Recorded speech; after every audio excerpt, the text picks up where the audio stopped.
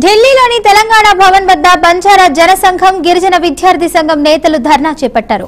తెలంగాణ ముఖ్యమంత్రి రేవంత్ రెడ్డి, మంత్రులు సీతక్క, పొంగిలేటి శ్రీనివాసరెడ్డిలకు వ్యతిరేకంగా ఆందోళనలు చేపట్టారు. సీఎం రేవంత్ రెడ్డి ఆదివాసీలు లంబాడీల మధ్య చిచ్చు పెడుతున్నారని నేతలు ఆరోపించారు. ఎస్టీ జాబితా నుంచి లంబాడీలను తొలగించాలనే కుట్ర తెలంగాణలో జరుగుతోందని తీవ్ర విమర్శలు చేశారు. ఈ కుట్రకు పాల్పడుతున్న ఎమ్మెల్యేలు తెల్లం వెంకట్రావు, సోయం బాపురావును పార్టీ నుంచి సస్పెండ్ చేయాలని, అలాగే మంత్రులు సీతక్క, పొంగులేటి శ్రీనివాసరెడ్డిపై చర్యలు తీసుకోవాలని బంజారా సంఘాల నేతలు డిమాండ్ చేశారు.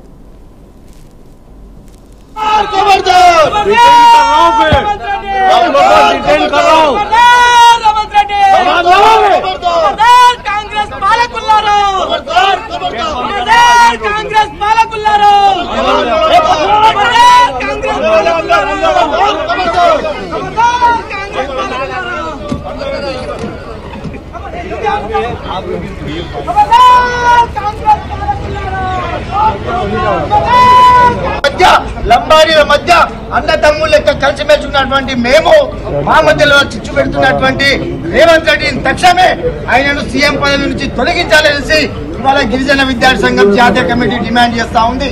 లేకపోతే ఇవాళ ఏ విధంగా అయితే తెలంగాణ రాష్ట్రంలో, అదే విధంగా భారతదేశంలో చూసినట్టయితే దాదాపు 13-14 కోట్ల మంది ఇవాళ బంజారాలో ఉన్నారు. వీళ్ళ ఓట్లు మీకు అవసరం లేదా?